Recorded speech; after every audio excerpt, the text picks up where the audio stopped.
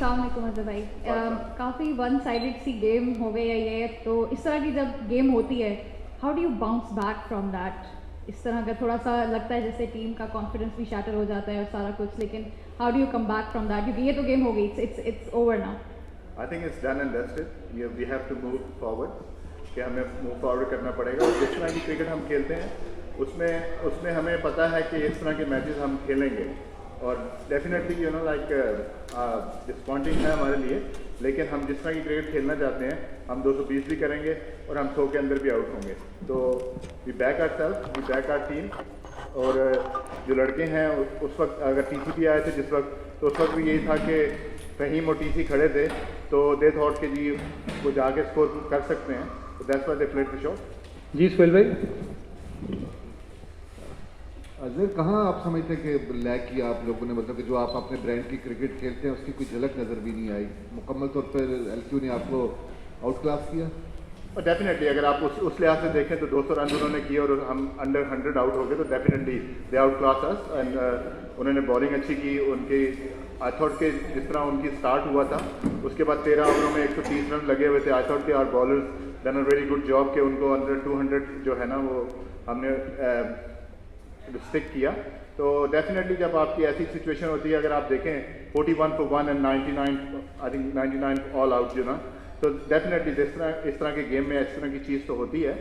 I think we have to learn from our mistakes and we have to play the same sort of brand what we talk about you know early on this season. जी हमजा। अच्छा भाई, लाहौर के पास bowling attack तो one of the best है, तो as a captain आपने शाहीन को कैसे देखा जिस तरह उन्होंने यूज़ किया बॉलिंग को? देखिए, जब आपके पास ऐसा बॉलिंग लाइनअप होगा, I think one of the best bowling attack in the world में कहूँगा, मतलब शहीन शाह, अफरीदी हैं, हारिस हैं, जिस तरह जमान बॉलिंग कर रहे हैं। And then Wasim, you know like we were not expecting कि Wasim get 3 wickets, and you know like when you talking about Shaheen Shah, Afridi और हारिस रऊफ और राशिद खान जब आप उनके पास मौजूद हों, तो यू कांट एक्सपेक्ट कि वीसा आगे टीम। वो यही होता है कि जब ऐसी सिचुएशन में जब आपके बॉलर ज़्यादा अच्छे बॉलर होते हैं तो आप दूसरे बॉलर पर अटैक करते हैं, और वही वीसा की क्वालिटी ये है कि उनका ज़्यादा एक्स्ट्रा बाउंस मिला, जिसकी वजह से कपल ऑफ शॉट अगर आपने देखी होंगी तो बैट के ऊपर लगी और वो विकेट लेने में हासिल हुए।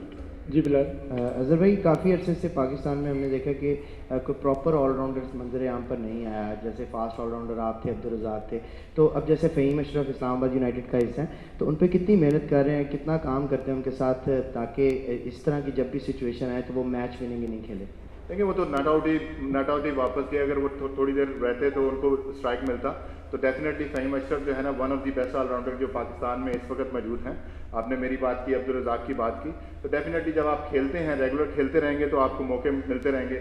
हमने रिसेंट पास्ट में देखा है कि फ़हीम अशरफ जो है वो टीम का हिस्सा नहीं थे, तो डेफिनेटली वो आपका कॉन्फिडेंस लेवल नीचे जाता है।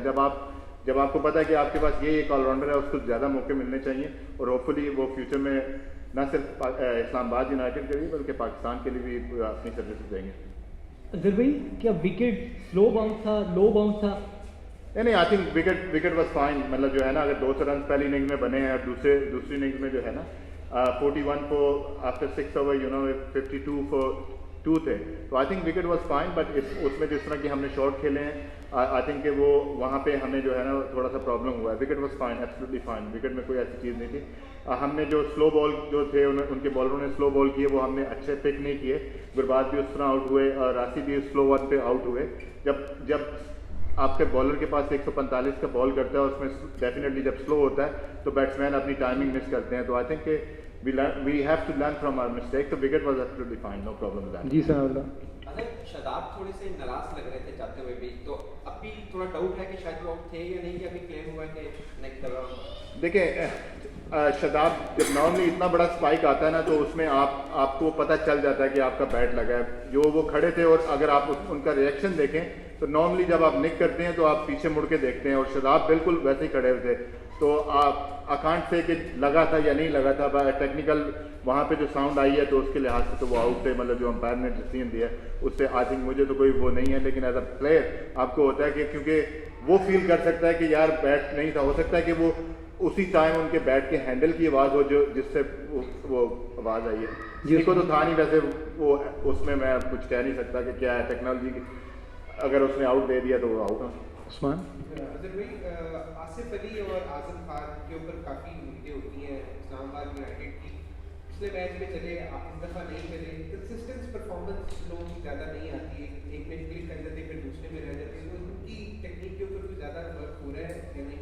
देखिए, आपने दो प्लेयरों की बात की। इम्पैक्ट प्लेयर जो होते हैं जैसे आजम है या आसिफ है, दुनिया में आप इम्पैक्ट प्लेयर उठा के देख लें, वो आपको 10 में से 2 से या 3 मैच जितवा के देते हैं। कभी भी ऐसा नहीं होता कि इम्पैक्ट प्लेयर आपको 9 मैच या 8 मैच जितवा के दें। तो अगर दुनिया में जितने भी देख लें, डेविड मिलर को देख लें, पोलार्ड को देख लें, दूसरे प्लेयरों को आप देख लें, मैक्सवेल को देख लें, तो ये सारे प्लेयर ऐसे ही हैं जिसमें आपको क्रूशियल टाइम पे आपको मैच जिता के देते हैं। और हम भी आजम से और आसिफ से यही एक्सपेक्ट कर रहे हैं कि वो हमें क्रंच टाइम पे, जैसे पिछला मैच आपने देखा कि उस सिचुएशन में हम इसी तरह की सिचुएशन थी, क्योंकि इंटेंट पॉजिटिव था, तो एंड इन द एंड हम सोच रहे थे कि 170 करेंगे।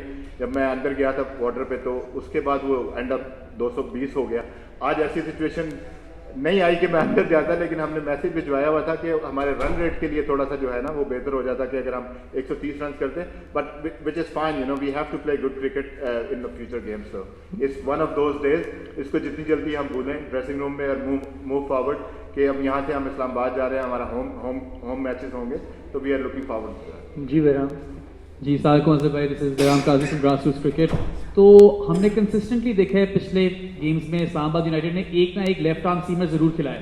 पहले रोमान रईस खेल रहे थे, फिर फजल हक फारूकी खेल रहे थे। इस मैच में सारे राइट आर्म पेसर्स के साथ गई इस्लामाबाद, तो इसके पीछे जो रैशनैल था और सोच थी वो समझाते चले, और जो सारे डिफरेंट कॉम्बिनेशन ट्राई किए हैं इस्लामाबाद ने, क्या आप करीब है अपने परफेक्ट बॉलिंग अटैक के अब ज़्यादा, या तो फिर अभी भी कुछ और देखना है? देखें, डेफिनेटली जिस तरह हमने फजल हक फारूकी को खिलाया था पिछले मैच में, हमने टॉम करन को रेस्ट दिया था क्योंकि बैक टू बैक मैचेस थे, तो हमें लेफ्ट आर्म सीमर को लेके आए। रुमान को हमने रेस्ट दिया था।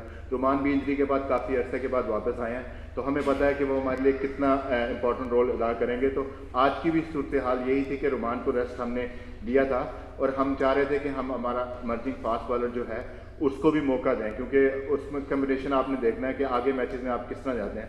तो आई थिंक उसमें ये वजह थी, और डेफिनेटली जो है लेफ्ट आर्म फास्ट बॉलर जो है वो हमने बात की थी। लास्ट ईयर हमारे पास नहीं था, इस साल हमारे पास जो है ना 2 हैं, तो हम उनको डेफिनेटली यूज़ करेंगे। देन आपका कम्बिनेशन देखना है कि किस तरह, अब अगले मैच में एलेक्स हेल भी आ जाएंगे, तो आपको अपना कम्बिनेशन देखना पड़ेगा कि किस तरह आप उसको काउंटर करते हैं। तो डेफिनेटली मूविंग फॉरवर्ड जो है लेफ्ट आर्म सीमर जो डेफिनेटली रुमान ने बड़ी अच्छी बॉलिंग की, लेकिन हम ये नहीं चाह रहे थे कि हम उनको रिस्क लें इस टाइम पे, और जो आगे के मैचेस में उनको वो थोड़ा उनको स्ट्रगल हो। Last question Arsalan. अजय भाई, अगर हम देखेंगे तो इस्लामाबाद की ना एक ही पैटर्न की बैटिंग लाइन नज़र आती है, फायर पावर है सारा, तो सम टाइम होता है कि आपको ज़रूरत पड़ती है इनिंग बिल्ड करने की, जैसे आज है, जैसे आपने खुद भी कहा कि रन रेट जो है वो हर्ट करता है। तो आपने सुहेब मकसूद जो है उसकी बड़ी अच्छी परफॉर्मेंसेज रही हैं PSL में भी, तो वो भी आपके डग आउट में बैठे हुए हैं, तो एनी चांस के सुहेब मकसूद को अगर ट्राई कर लिया जाए ताकि अगर स्ट्राइक रोटेशन या इनिंग बिल्डिंग की बात आए तो वो कर सकें? नहीं, डेफिनेटली सुहेब मकसूद को देखें, हमने विश्व के जितने भी हमने प्लेयर रखे हैं मैं सबको खिला सकता, मैंने अपने प्लेयर से भी यही बात की थी। और इस साल अगर आप देखें कि हमारा कम्बिनेशन जिस तरह का है, उसमें हम लोग ये कोशिश कर रहे हैं कि अपना टीम का कम्बिनेशन भी रहे और सब लड़कों को जो है ना उनका वर्कलोड भी देखा जाए और सारी चीज़ें। डेफिनेटली सुहेब मकसूद को हमने इसीलिए रखा था कि अगर उनकी हमें ज़रूरत पड़ेगी किसी तरह, क्योंकि अगर आप देखें कि जिस तरह मुल्तान सुल्तान में था तो हम वो जीते थे, तो उनका पावर प्ले में बहुत अच्छा रोल था। तो आई थिंक ऐसा हो सकता है कि हम उनको यूज़ करें, और ये हमारे दिमाग में सारी चीज़ें मौजूद हैं, और हम अपोजिशन को देख के और उस हिसाब से अपनी टीम को सिलेक्ट कर रहे हैं। इसमें कोई नहीं है कि जी इस प्लेयर ने डेफिनेटली खेलना है और इसने नहीं खेलना। अब हम लाहौर कलंदर की तरह तो है नहीं कि वो उनके 5 बॉलर ही पिछले साल में माशाल्लाह सारे खेले, इस साल भी खेलते जा रहे हैं। तो नज़र नहीं लगा रहा, हारिस रोग यहाँ पे आ गया तो नज़र नहीं लगा रहा, मतलब ये एक है कि उनका कम्बिनेशन बना हुआ है, और अल्लाह का शुक्र है कि वो पिछले साल भी सारे फिट थे।